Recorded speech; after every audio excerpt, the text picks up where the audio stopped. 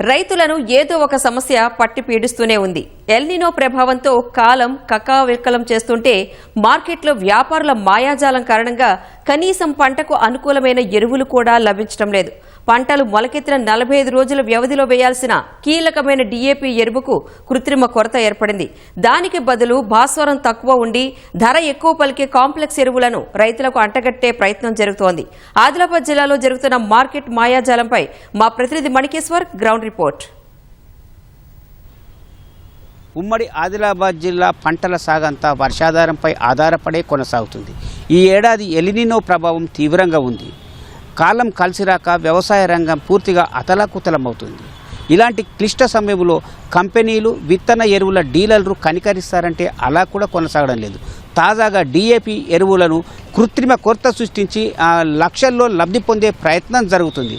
వాస్తవంగా ఒక డీఏపీ బస్తా ధర 2840 ఉంది. ఇందులో కేంద్ర ప్రభుత్వం 1490 రూపాయలు రాయితీ ఇస్తుంది. మిగతా 1350 రూపాయలకు రైతులకు విక్రయించాల్సి ఉంది. ఇందులో ప్రభుత్వం రాయితీ ఎప్పుడు విడుదల చేస్తుందో, ఎప్పుడు కంపెనీల ఖాతాలో పడుతుందో తెలియని అనిశ్చితి నెలకొంది. దాంతో కంపెనీలు, డీలర్లు అట్లాగే వ్యాపారులంతా కొత్త రకం ఎత్తుగడ వేశారు. ఆ డీఏపీకి బదులు 20-20-0, 20-20-13 అనే బస్తాలను అమ్మే ప్రయత్నం జరుగుతుంది. డీఏపీ బస్తాలో 46% భాస్వరం ఉంటుంది. అది 45 రోజులలో వేస్తే పంట ఎదుగుదల ఉంటుంది, వేళ్లలో బలం చేకూరుతుంది, దిగుబడి బాగా వస్తుంది, అట్లాగే కాయ పూత కూడా అనుకూలంగా ఉంటుంది.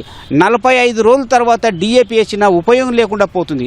దానికి సమాంతరంగా 20-20-0, 20-20-13 లాంటి ఎరువులను విక్రయించే ప్రయత్నం కొనసాగుతుంది. పైగా 20-20-0 ఒక బస్తా ధర మేలో 1500 రూపాయలు ఉంటే జూన్లో 1800, తాజాగా 2150 అంటే 2150 ధర పెరిగింది.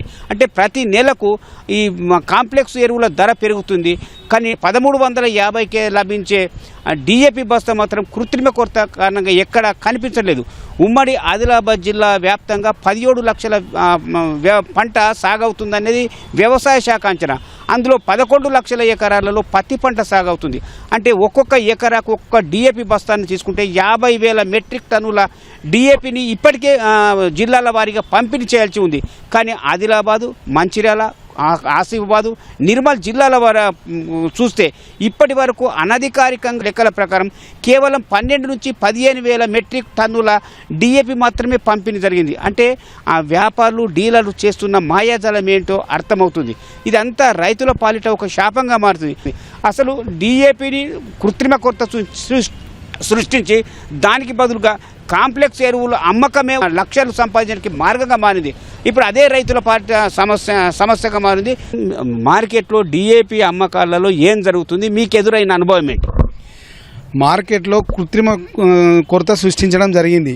ఎవరంటే కంపెనీలు ప్లస్ డీలర్లు, ప్రభుత్వాలు మరియు అధికారులు అందరు కలిసి కృత్రిమ కొరత సృష్టించి రైతుల్ని అందరు కలిసి మధ్యలో కొడుతున్నారు. నలిగిపోయేది కేవలం రైతు మాత్రమే. ఎందుకనంటే 46% భాస్వరం ఉన్న డీఏపీ మార్కెట్లో లేదు. నెల రోజుల నుంచి లేదు, ఇప్పుడే కాదు, నెల రోజుల నుంచి మార్కెట్ లేదు.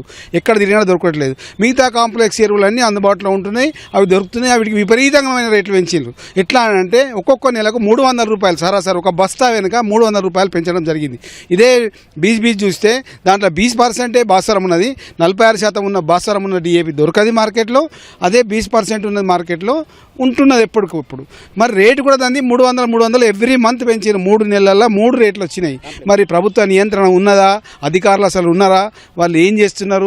ఎక్కడ మోసం జరుగుతుంది? ఎవరు మోసం చేస్తున్నారు రైతుల్ని అనేది మాకు అర్థం కావడం లేదు. కాబట్టి తక్షణమే చర్యలు తీసుకొని డీఏపీ అందుబాటులోకి తీసుకురావాలి. ఒక వారం రోజుల లోపల, వారం రోజుల తర్వాత డీఏపీ వేసినా కూడా పంటకు అందది. ప్రస్తుతం పంట చేనులకు అనుకూలంగా కాలం ఉందా లేదా, దానికి అనుగుణంగా సకాలంలో ఎరువులు వేసే పరిస్థితి ఉందా లేదా, మీకు మార్కెట్లో ఎదురవుతున్న ఇబ్బంది ఏమి? సార్, ఇటు కాలం సహకరిస్తలేదు, ఇటు వీళ్ళు ఖరీదులు సహకరిస్తలేరు. ఎట్లా ఉన్నదంటే కళ్ళు తాగినోనికి ఎట్లా ఉన్నదో చెట్టుకు మందు పోయకపోతే మొక్క ఎదగటం లేదు. కళ్ళు తాగినోనికి ఉన్నట్టు దానికి ఒకటి అలవాటు పడిపోయింది. అసలు ఎరువు పోయింది పంటనే వెళ్ళది. ఎరువులే దొరుకుతలేవు. ఆడు లింక్ అంటున్నాడు, ఆ డీలర్లంతా లింక్ పెడుతున్నాడు, ప్రతిదానికి లింకు.